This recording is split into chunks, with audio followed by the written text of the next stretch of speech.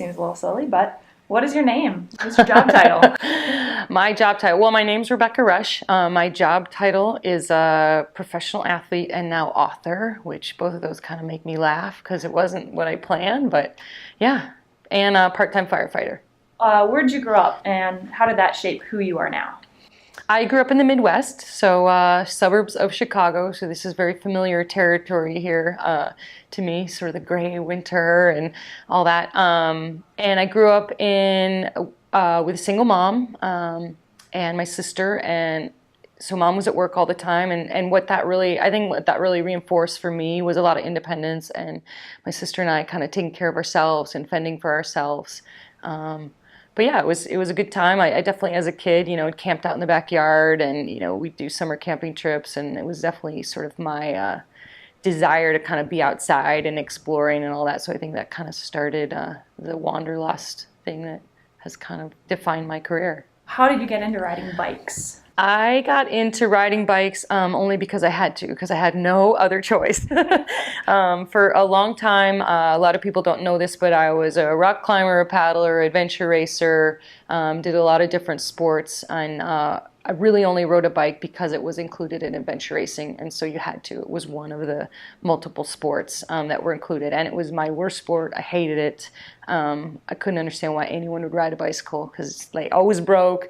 They were annoying. I wasn't any good at it. I hated it. But then when adventure racing kind of died and went off television, and Mark Burnett, who was the producer of Eco Challenge, went on to Survivor and bigger, better things. And so the sport kind of dried up, and I was left with a year contract with Red Bull, and they're just like, well, do something for the year. Like, just go find something cool to do. And with my endurance experience, the longest thing I could find was 24-hour mountain bike racing. And was, kind of a joke because I sucked and I didn't like riding a bike. But I figured, oh, I just have to stay up one night instead of 7. Like, no big deal. I can stay up all night, even if I have to run my bike. And so my boyfriend Greg kind of helped me get involved with it. He was a cyclist at the time. And the first 24-hour solo race I did, I beat everybody, including the guys. So decided, okay, well, this is what I'll do for the year. And that was really just supposed to be a 1-year kind of last hurrah before I had to get a real job. And that was 8 years ago, and kind of launched this whole unexpected cycling career with some world championships and things like that. And so it was totally like Phoenix rising from the ashes. I thought I'd lost my job and was done, and then this whole bike thing launched. And of course now cycling's become my main sport and my passion, which was my weakness and the sport I hated the most 8 years ago. So it was never too late. And I mean, that's what I think is so cool about your story. So I know you first and foremost as a cyclist, Mm-hmm. and reading your book and just getting to your biography a little bit more. It's just that a determination, like you turn something you hate into something that you're just like, don't give up. It's like, I'm gonna learn this and conquer it. Thank you. And it's just really, really admirable. Thank you. So cycling aside, what's your favorite outdoor activity? Besides cycling, well, it's a toss-up between, rock climbing is probably my first love, but I have a new dog, and so actually going running and, hiking and playing with the dog and playing frisbee has actually become sort of one of my outdoor passions, because he's just so happy to be out there, and it just kind of makes me want to be outside all the time. So it's a toss-up between climbing and the dog. What's your dog's name? Diesel. Yeah. Tell me about your worst day on the bike. Let's see. Worst day on the bike. There's a lot of them. So let's see. Gosh, recently my worst day on the bike, and there's a lot of ups and downs. This is something that is interesting, that people think that, if you've won a bunch of races, you're a professional athlete, that everything is somehow easy for you, and that, oh, I just go win a race, no problem.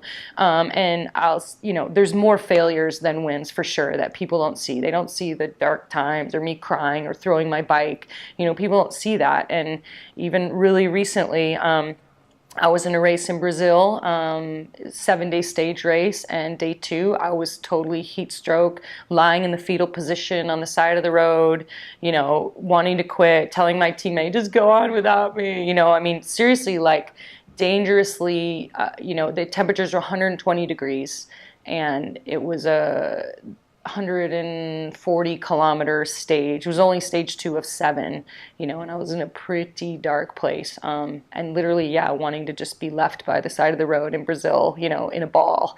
And that was a pretty hard day. But, Allie got me through it and we worked it out. And, the fastest way to actually get through it was to just get to the finish line. And because there was kind of no option for a rescue. And so we just trotted and walked the bikes and, put water in our head and, got through and finished the stage. And then the next day went way better. So, it was kind of the ups and downs. It happened all the time with riding a bike or doing any sport. Well, in contrast to that, what's one of your biggest highs on a bike? One of your best moments? Probably the last 24-hour solo race that I did was in Canmore.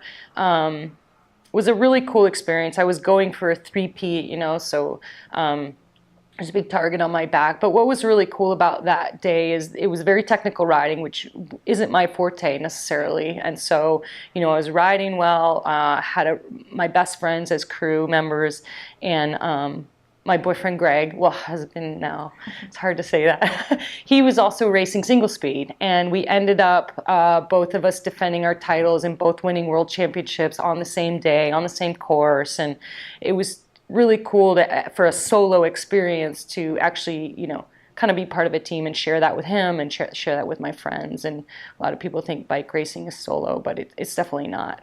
So that was a pretty cool day. That is cool. And then we fell asleep at awards, as they're calling our name, because basically you can't stand after a 24-hour solo. And there's not a lot of celebration or partying or, you have, food and beer and then fall asleep in your plate. And I kind of, in reading your book, I kind of love that about you being known as not being a very pretty mountain biker, just not being very technically savvy and just getting kind of thrown around at first. How did that, hearing people talk about you in that way, how did that change you or motivate you, or did it at all, or did you just not care?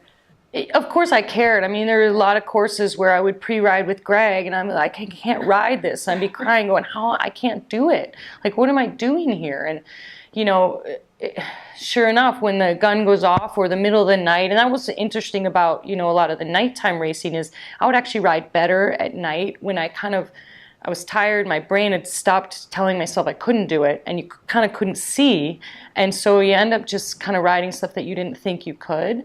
And I think the repetition of 24-hour racing on the same course is actually what really kind of helped me start to get better, because you had to keep going over that same section that maybe you ran the first time and the second time, and then you got it on the third time, and sort of that repetition and that kind of reinforcement.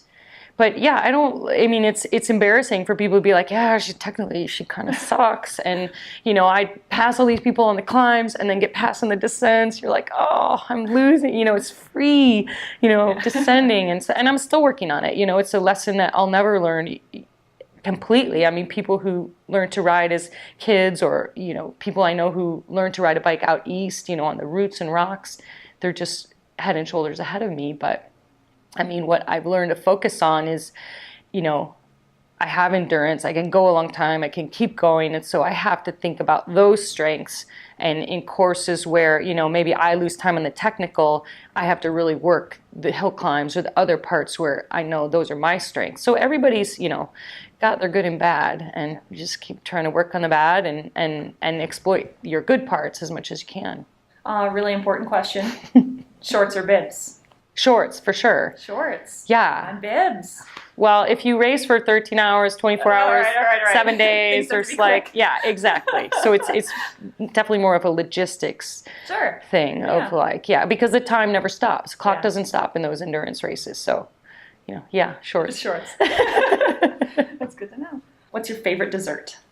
I don't know if I have one. See, I think people are either salty or sweet people at heart, and I'm more of a salty person. So it's like, what do you crave when you're like in the deepest, darkest place? Or or chips or pretzels I'm probably more of a salty person. So I don't have a favorite dessert. Isn't that weird? I mean, I like chocolate, I like desserts, but if you did those psychology experiments where you're sitting there and there's salty and sweet food, I would choose the salty. Greg would choose the sweet. That's a good pair then. That's why salted caramel goo is so amazing, because everybody loves it. Everybody loves it. What is the one thing you always bring with you on a ride, no matter what? Gosh, that's a really good question. I try to bring a good attitude, but it doesn't always come with me on those like cold training days in the winter. There's some standbys. I've got the Garmin. I like to record, what I'm doing. The coach likes to look at it. I usually have some goos in my pocket and some water. But really, yeah, it's pretty simple. I don't always ride with a cell phone. I don't always, I'm not always tracking stuff, but... Do you listen to music when you ride? I listen to music, things like on the trainer, places where like I'm not inspired by visually like what's going on around me. But racing, I don't wear music, and usually if I'm outside and out on mountain bike trails, I generally don't need music. Yeah. So, favorite song? Favorite song is probably a song that Greg played for me before our 24-hour Worlds by Two Skinny Jays. It's called "You're a Champion." And he like turned it on in the morning, and he likes to play it for me every once in a while to kind of get me motivated. So, and I'm not going to sing it. You won't sing it for us. One thing I'm worse than technical mountain bike riding is actually singing. Right. So you can look it up. Okay. What advice would you give to a new rider looking to get into the sport?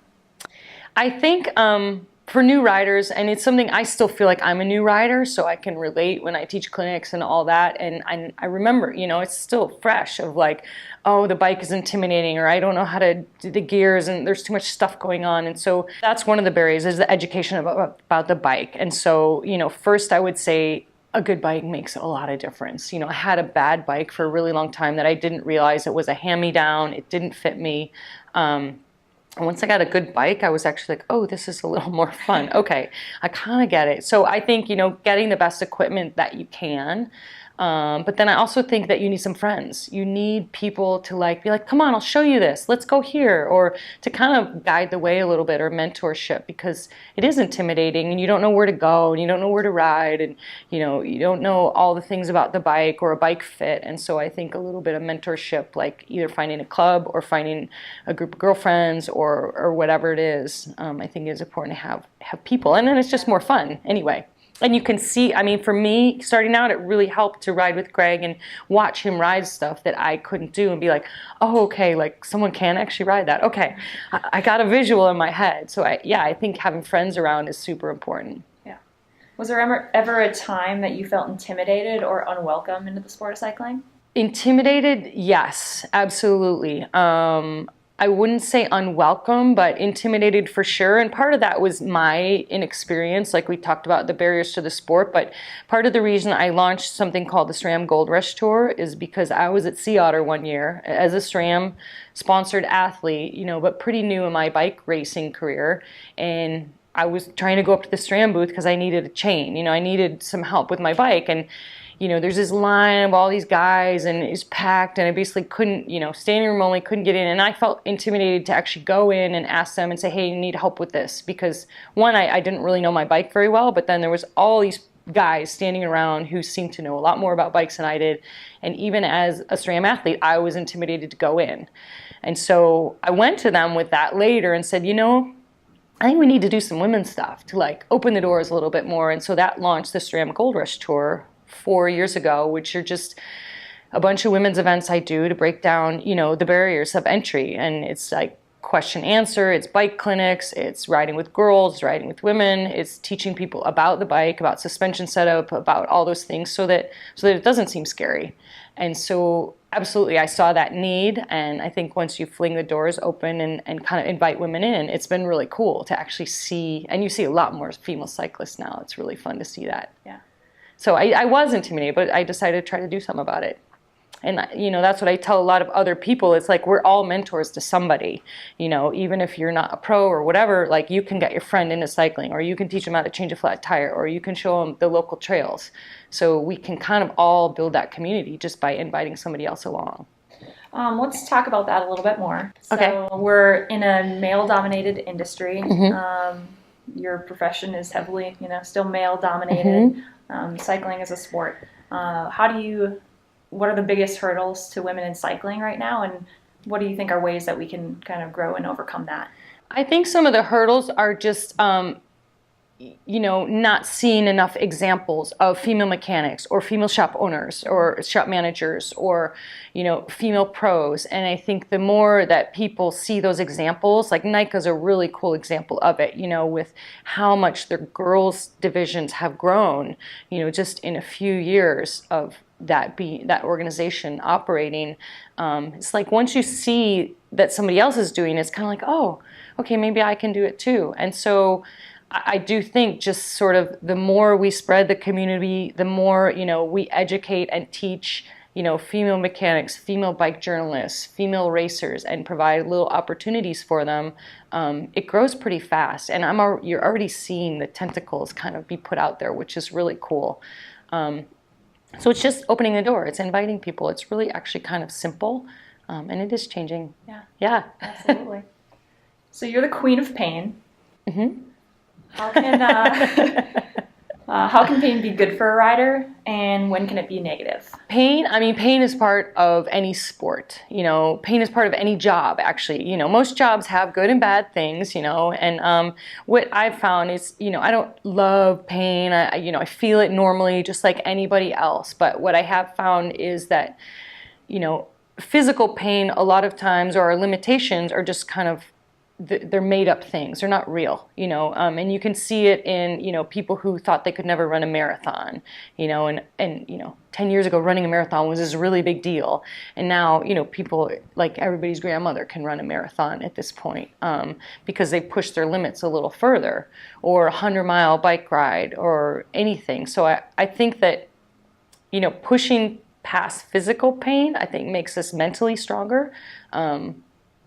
And I think your body's going to want to give up, a lot, or your mind's going to want to give up a lot sooner than your body will. And I think kind of pushing through those things and finding that next level is sort of how I really grow as a person. And I see it a lot with people who've completed Leadville, or they've completed something they didn't think they could do.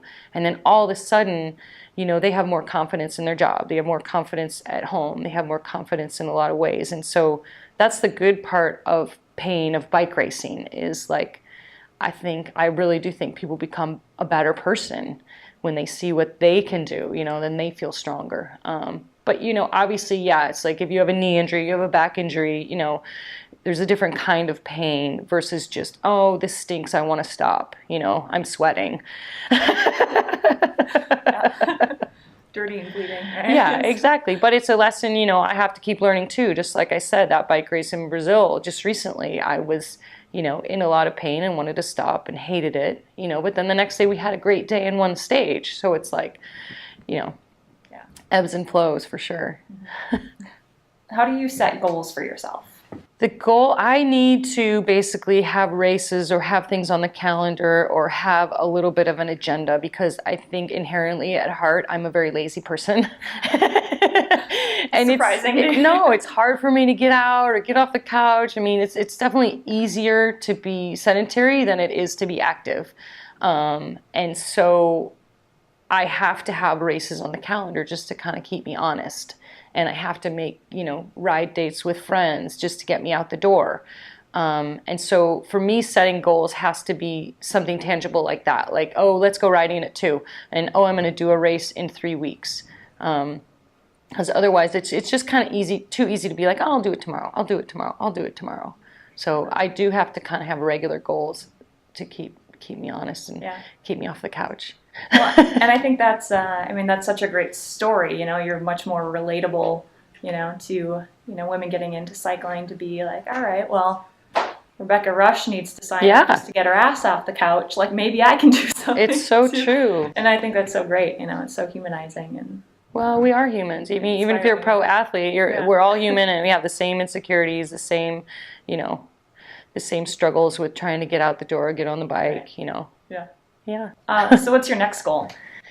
The next goal, well, I've pitched a project to ride the Ho Chi Minh Trail in Vietnam. And so that's kind of, I feel like the trajectory of my bike racing is kind of going the direction of wanting to combine my adventure racing experience with the bike. So big, long, adventurous rides. I did the Kokopelli Trail last year.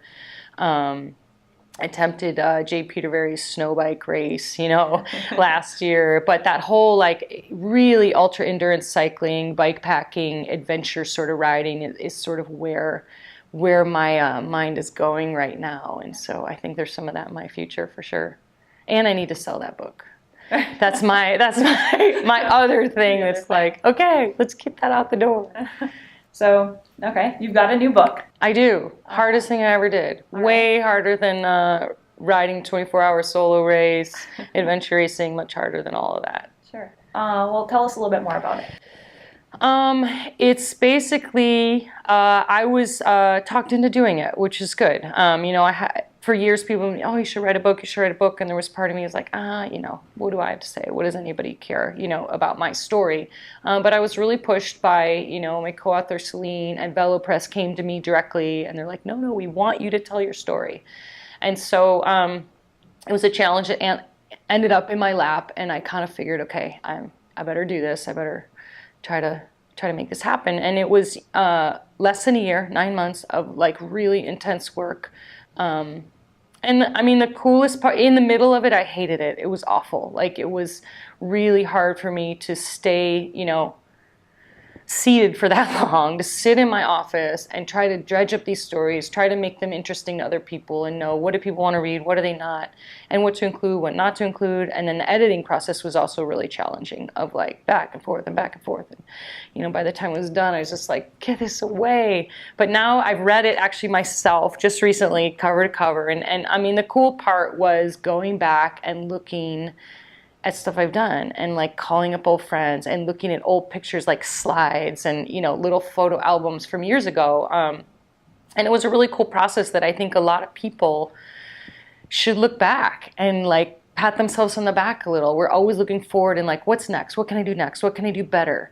And, what's the next thing, without actually kind of reversing and going, man, that was pretty cool what I did. And I'm going to call my friends and tell them thanks for such a good time. Like, I think we don't make photo albums anymore. We don't actually like review a trip once it's over. We're like on to the next thing.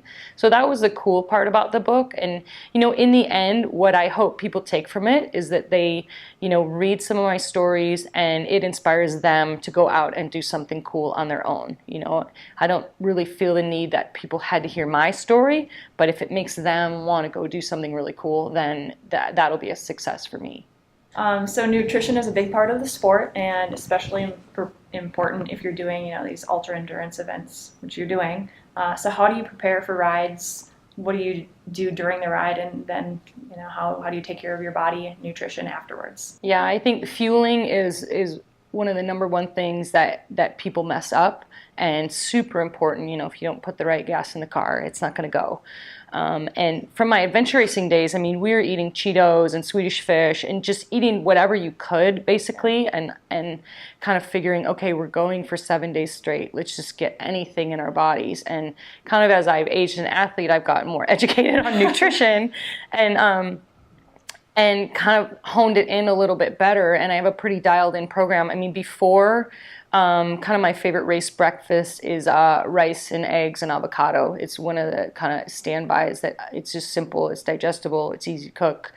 And then, right before an event and leading up to it, I'm trying to hydrate really well, obviously, before that, and get sort of the cells really saturated kind of before the event. But then half an hour out, you stop drinking so that you can go to the bathroom, be at the start line, ready to go. You don't have to pull your bib shorts down.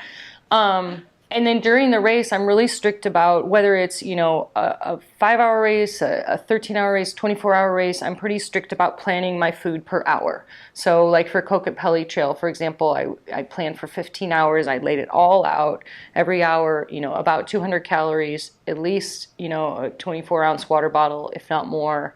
And then that's basically policing myself every hour so that the food is coming in pretty set increments. And, it takes the thinking out of it. It gives you, an even energy sort of supply instead of sort of eating a whole bunch. And then, 2 hours later, you're like, oh, I haven't eaten anything. And then you're in kind of the dangerous bonk. land. I think what a lot of people do in endurance events, they don't start their eating and fueling right at the beginning of the race.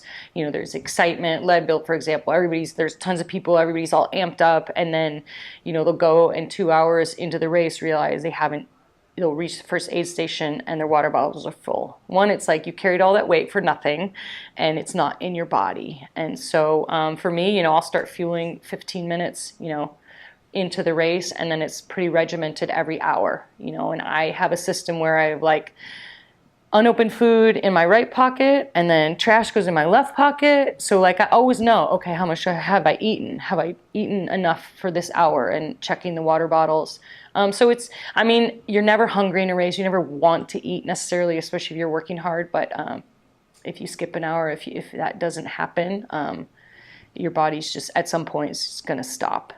It's hard enough to race, so I try to be really strict about making sure the nutrition is on board. And I really like Roctane is one of my main fuels from GU because it's calories and liquid all in one. And a lot of times just the simple act of having to open a package and chew something is too hard. You're like, oh, I don't want to do it. It's too hard. And so drinking calories is actually really easy for a super difficult event for me. So I'll do a lot of calories that way. Electrolytes are super important. At the very end of the race, Red Bull's always the go-to when nothing else will work and you're just running on fumes and, kind of need that last hour. And then afterwards, I always I have a rule, before an adult beverage, I have my GU chocolate smoothie recovery drink. So that's the rule. And then you can celebrate. So yeah, recovery drink right away. And the reason I do all that stuff, it's I'm an older athlete. I race against athletes 20 years younger than me, and oftentimes I'm beating them not because physically on paper I'm any better. In fact, they probably have the edge, but I try to be smarter about things like nutrition and taking care of myself and resting. And those are the things where you can really extend and improve for a long time, well into years that you would think would be past your prime if you're just smarter than everybody else. Sure. Our bodies are number one machine. Absolutely, yeah.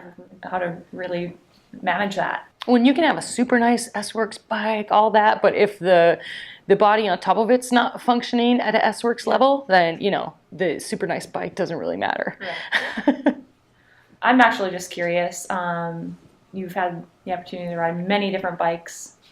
Favorite mountain bike?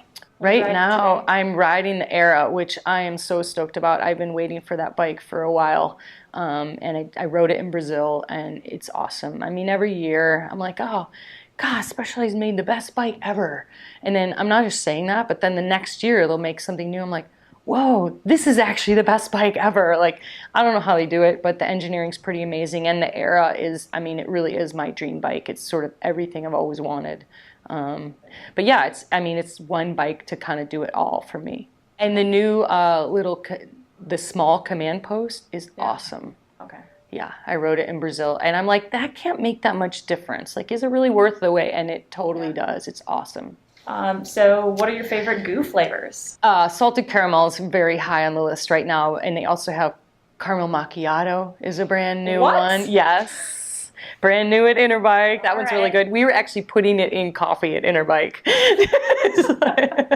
And on top of ice cream. But yeah, those are my, caramel macchiato, salted caramel. And they also have a lemonade flavor, lemonade Roctane that I really like. And because sometimes I don't always want the sweet, you want a little bit less sweetness. And that's where I really like the kind of tartness of the lemonade one. Sure. Yeah. Will you sign my book? Yes, absolutely.